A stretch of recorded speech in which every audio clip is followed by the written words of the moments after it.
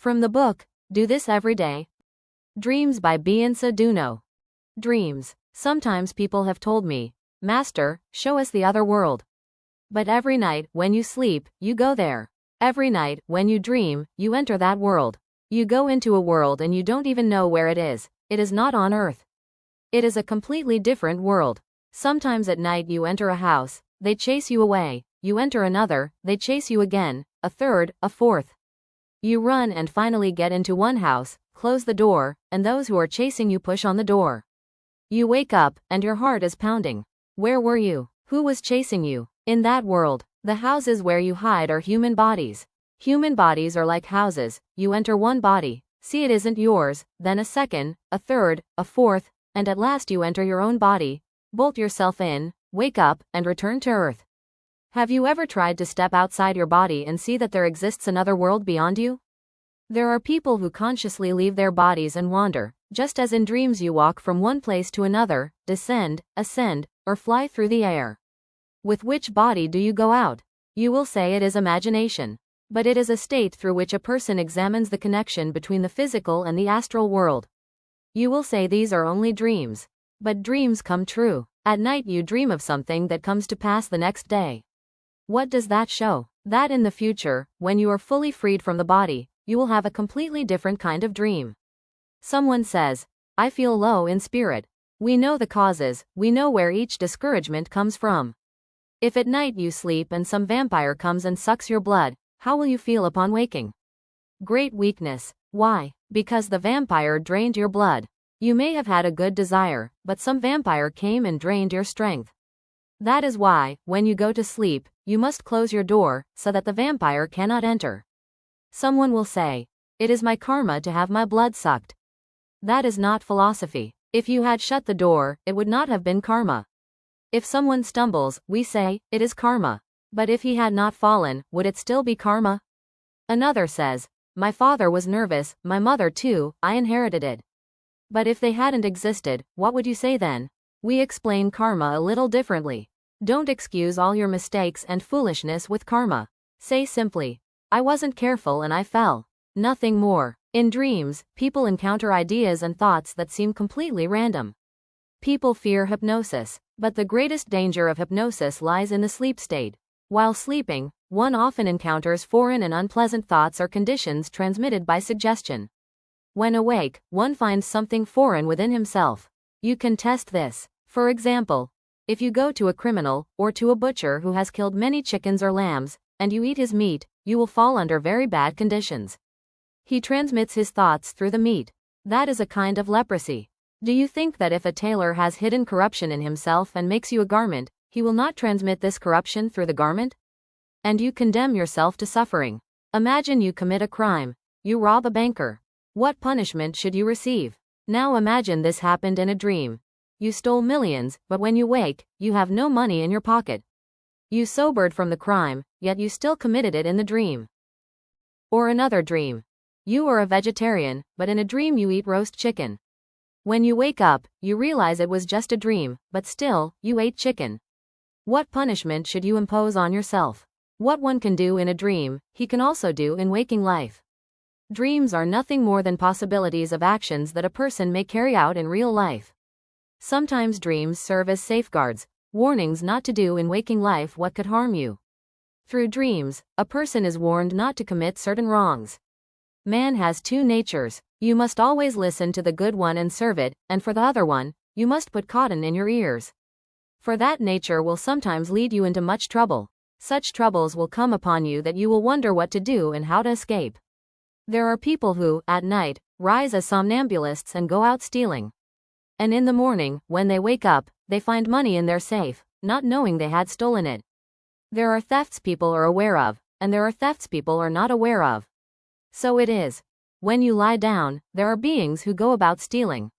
And when you wake in the morning, you feel robbed, dispirited.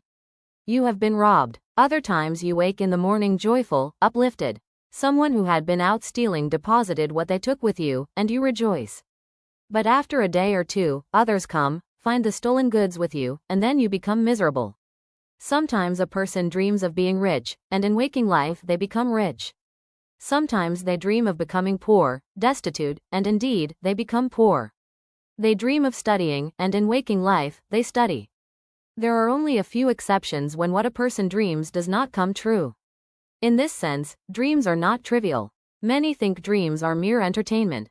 Not so, often dreams are more real than a person's waking life.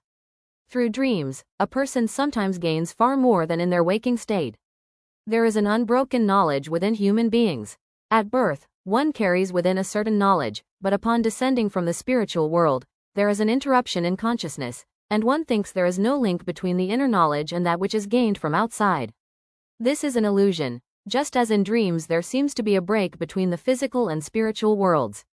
When you wake from sleep, you simply resume your physical life. Consciousness works continuously in all realms, but because you do not realize it, you say, "Last night I dreamed something." What is clear to us we call waking life. What is unclear we call dream. When you go to bed, you must not think that the spirit rests. Let the body rest, but the spirit should remain awake and work at night, ascending above for its tasks. When lying down, a person should be conscious that as a spirit he does not wish to rest, only his body will rest. Sleep is of great importance for the proper development of man. One learns while sleeping, and in deep, peaceful sleep, he may resolve the most difficult philosophical questions or all the troubles that have burdened him during the day. Whoever cannot sleep peacefully should practice day after day, month after month, year after year, until finally he acquires the art of sleep. In dreams, you do not know where you wander. You enter a city as a stranger, walk this street and that. When going to bed, you should set an intention. I want to go to a school, to an exhibition, to a temple in the invisible world, to the sun or to the moon. You expect something in the future. But what you expect is already within you. You are like a tree, and you must give fruit. If you have this fruit, guests will come, if not, no one will visit you. That is the most real thing. Strive for your sleep to be calm, clear, and pleasant. Strengthen the clear images, for now they are scattered and fleeting. There are dreams that mean nothing, caused by an overfilled stomach or bad thoughts and anxieties of the day. But there are dreams that reveal what will happen in real life, they contain true realities. Sometimes in dreams a person may see things that will happen to him, sometimes things that will happen to others, sometimes events concerning society, his nation, or even all of humanity. The prophets of the past foresaw things that would happen for the whole of humankind and foretold them. I have given this example. When Moses was going to Mount Sinai, he passed by a shepherd. The shepherd had slaughtered a lamb, roasted it, and said, "God will come to visit me today." "He will come." Moses said to him, "God does not eat lambs. He does not do such foolish things. Go and tend your sheep." The shepherd became sad. When Moses reached the mountain, he saw that God was displeased with him. God said, "Go and tell the shepherd that I will indeed visit him." Moses went down and said to the shepherd, "My understanding was wrong. Prepare yourself, for God will visit you." Moses hid nearby to see how God would come. The shepherd prepared the table and fell asleep, and Moses saw a fiery ray descend from above and consume everything. All was burned up. Then Moses understood how God had visited the shepherd. After an hour, the shepherd awoke and said, "God came." And he rejoiced. The shepherd understood, and Moses understood. Moses realized how distorted his own understanding was, but the shepherd did not understand in what way God had come. He thought that God had come just as people come to visit. The important thing is that when you fall asleep, then your desires are realized. Once you wish for something, do not think about it for a long time. Leave it for a while. Sometimes people say, "This thing will never happen." But then it does. You sow the wheat in the ground and leave it. During the day we only gather the material, but in the evening we work. Therefore, in the evening, what you have gathered in your mind and in your body, in the evening you will process. This light, which nature has given you, you will use. During sleep, in order for the black belt around the earth to be crossed and for man to reach higher realms, he must remain throughout the whole day in connection with God, to be in a prayerful state, to pray anytime and anywhere, to have good thoughts, not to wait for a special moment to isolate himself for this purpose, but to use all conditions. Thus he prepares himself for the evening and then has the conditions during sleep to enter higher realms and remain awake. If he is filled with peace and calmness, if he rises into an exalted state, then during sleep he will see a higher reality, a world of harmony, beauty, purity and love. He will enter into communion with advanced beings and will understand that there is a great life. This will give him a new impulse, when he awakens, to live for good, for the exalted, for beauty, for the great. One of the important purposes of sleep is to strengthen conscience, the higher moral life and the noble striving of man. There are thousands of souls above, in the invisible world, who preach to the sinner while he sleeps, speaking to him and showing him images, so that when he wakes in the morning, a change of consciousness has taken place. If people were not taught in the invisible world during their sleep, life on earth would not be possible. Even in sleep, man is not always good. At night he may do things which are not forgiven. By day he is like a saint. It is possible during the day to be a criminal, but at night in sleep to perform saintly deeds. And that is also considered, but not in waking life. In the evening, when you leave your physical body, with another body you go into that world, see many things, and then return more prepared. We think that dreams are illusions, but many of them represent real life and what is to come. There are connected dreams, but also clairvoyant dreams which you remember all your life, and they are more real than many things on earth.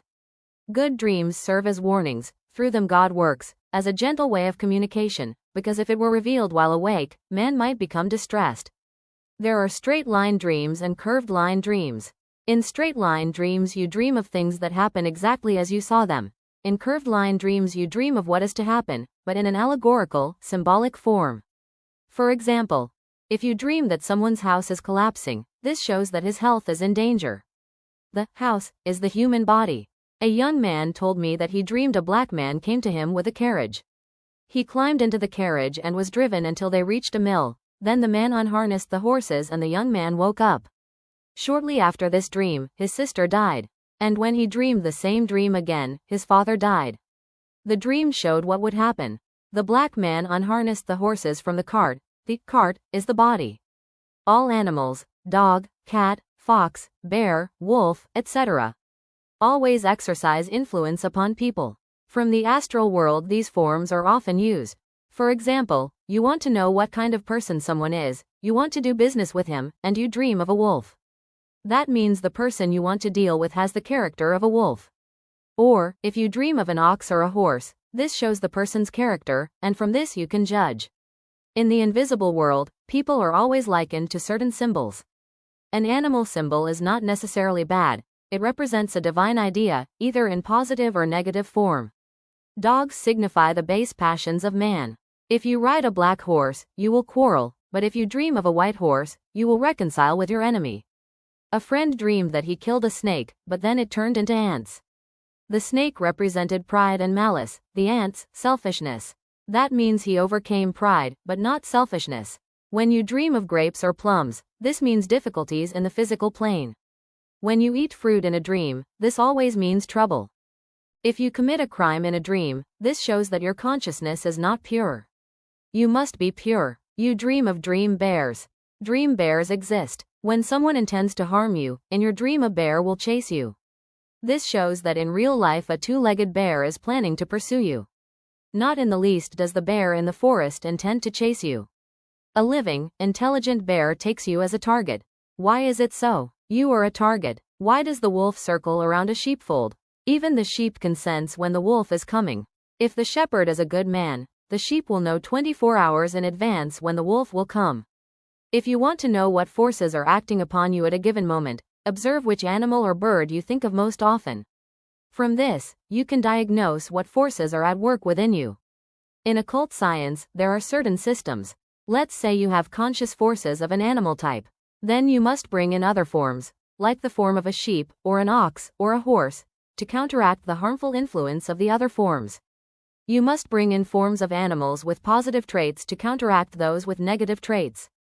The forces of animals can be divided into two camps, positive and negative, or destructive and constructive. A Bulgarian treasure hunter once came to me. For 25 years he had been searching for money, and he knew all the buried treasures. He knew every sign, except one. He believed that if he found that last sign, he would gather the treasure. He had heard of me, that I knew, so he came asking me to tell him the last sign. I said to him, "You have spent 25 years treasure hunting. If you had planted a vineyard and cultivated it for all those years, now you would have had 200,000 leva." He said, "A neighbor ruined my work." How did he ruin it? One night I dreamed that a Hoja, Muslim cleric, came to me, wanting to show me the place where the treasure was buried. The next day I set out with him to dig up the spot. As we approached the place, a neighbor of mine came along. He was a man to whom I owed 1,000 leva. He grabbed me and said, "Give me the money. Tell me, when will you pay me back?" I told him, "Leave me alone. This man is leading me to reveal a treasure. I don't care, I want my 1,000 leva now." We struggled, and the Hoja left and never came back. The man said to me, "Tell me the place." What could I tell him? The Hoja will come again. Sometimes a person dreams at night that he is crying. He wakes up worried. "I had a bad dream, I was crying." But I say, to cry in a dream is a great blessing. The joy of a dream is sorrow in waking life. The sorrow of a dream is joy in waking life. That is how it is. If you knew how to interpret your dreams, you would be able to foresee and avoid many things. In the sacred scriptures, many dreams are recounted. For example, one pharaoh dreamed that 7 fat cows came out of a river and grazed on grass. After them, 7 lean cows came out and devoured the fat ones. Whoever does not understand dreams cannot know what these cows mean. But one who understands can tell that the earth will experience 7 fertile years and 7 years of famine, and the famine will consume all that the fertile years have produced. Pharaoh summoned all the wise men, all the learned men of Egypt, to interpret his dream, but none could. Then Joseph had to be called from prison to interpret Pharaoh's dream. Joseph explained that Egypt would have 7 years of great abundance, followed by 7 years of famine. If measures were not taken, all Egypt would suffer. Seeing Joseph's great wisdom, Pharaoh made him vizier, chief governor of all Egypt. This shows that everything a person is to live through, he first experiences through his dreams. Things are not only foreseen but also felt in advance. Dreams are impulses from the invisible world. But because of their great unbelief, people often ignore these warnings, and so they face great. For example, someone offends you, and you start thinking how to respond. You go to bed and begin writing one article, then a second, a third, a fourth. In the morning you wake up, throw all the articles away and say, "I won't write him anything." You reject everything you had decided. Why did you come to the conclusion that you shouldn't write to him, that you should leave him alone? On what basis did you decide to say nothing?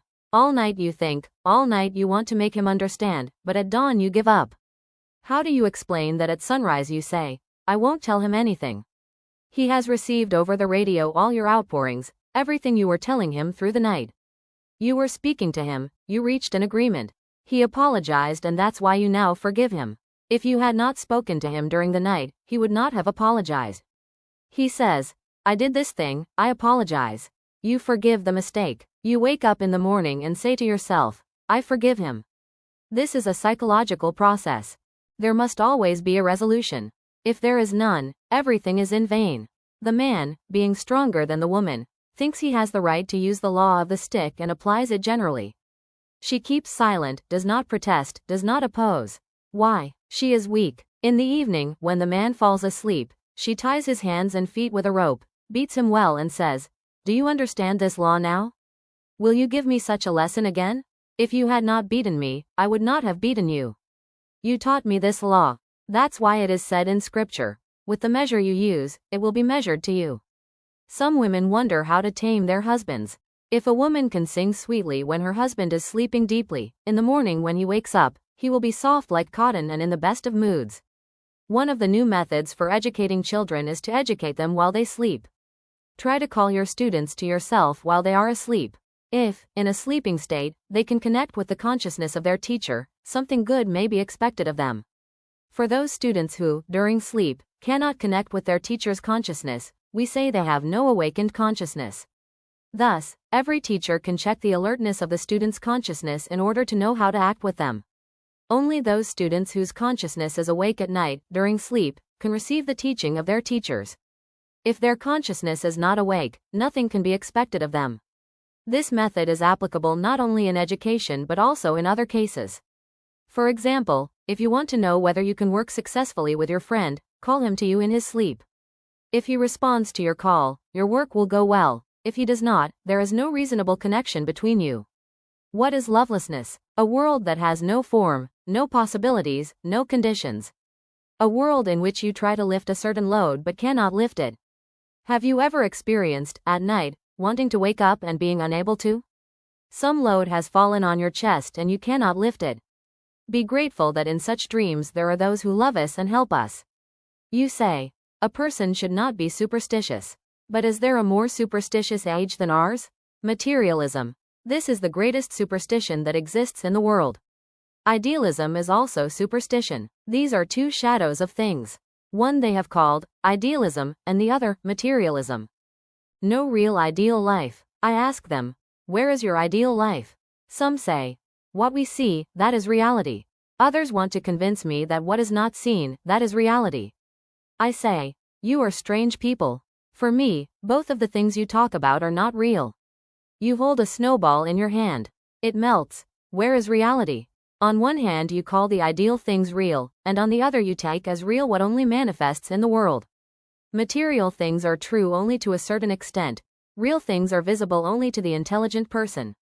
Only the real in the world is visible. Whether you see it or not doesn't matter. The important thing is that it weighs upon you. Someone can deny God as much as he wants. You imagine that you are free, but over you there is a force that controls you. You are under its power. You can deny this power as much as you want. However, this power will put you to sleep. You say you are brave. This power comes, presses on you, and whether you want it or not, you fall asleep. Because you think yourself fearless and do not want to submit, it sends a large bear into your dream, and as this bear chases you, your heart races, you cannot sleep until morning. I ask, does this bear from the dream exist anywhere? Does the bear that chases you in the dream exist? There are bears in the forest that exist materially, but they do not chase you. I ask, how is it that what does not exist chases you, while what exists does not? The bear in life is real, but it does not chase you, while the bear in the dream is not real. You say it's an illusion, but this illusion at night gives you no peace. In the dream, the bear is very real and makes your heart pound. So, anything that affects the human spirit is real, or, as we say, it has a connection with the person. It is good to record our dreams, yet very few people do this. Let them be recorded exactly as they are. Some dreams are clear, some are half unclear. You have descended from the invisible world. Your memory of that world has faded. You say, how does it happen? You dream a very clear dream. You wake up, it is clear in your mind, but you do not want to write it down. You lie down to sleep a second time, and when you wake up, you remember nothing. Things are easily erased. As soon as you wake up, write down the dream, because if you lie down again, nothing will remain. I say, everything that is erased from human consciousness is not real. The life we live now is a great illusion. The things are not important, they are just attempts. First, they give you a gilded coin. You think it is gold, but it is gilded. After carrying this coin in your pocket for several months, you will realize it is copper, not gold. In life, we see that many of our thoughts and desires are gilded. People often encounter contradictions. Why? What they consider real turns out to be unreal, transient. For example, a young woman pays attention to young men. Whoever sees her stops and wants to meet her. She is pleased, thinking it is natural for men to be interested in her. When she becomes 30 to 40 years old, men pass by her, go on their way, paying no attention. She wonders what happened, why no one is interested in her. Very naturally, she is no longer as young and beautiful as before. She regards transient things as real. Reality is distinguished by clear perception of things. There is real perception and illusory perception. From this perspective, there are real dreams and unreal dreams. You see your father in a dream. You may see him truly, or you may see him unrealistically. My advice is this: do not meddle in the affairs of the human order. And do not think you can correct it. No one has corrected it so far, and you will not correct it. And never try to judge whether things in the human order are right or wrong. There is no order there. There, you will remain silent. The Russians say, be silent and do not reason. As soon as you enter and exit the human order and enter the divine order, it is different. There, conditions exist for a person to develop. That is how it should be understood. But you simultaneously want to live in the divine order and the human order. And whatever you gain in one order, you lose in the other. At night, you enter the divine order through sleep, but in the morning, when you wake, you enter the human order and experience loss after loss. Why is sleep given? Through sleep, you enter the divine order. Through waking, you enter the human order. And then, when you wake, you are unwell the whole day. And scripture says, let a person deny himself. It implies, deny oneself of a human order where there is no way to manage things. If you enjoyed this video and it touched your heart, share it with someone who would appreciate it too. I'd love to read your thoughts and personal experiences in the comments. See you soon.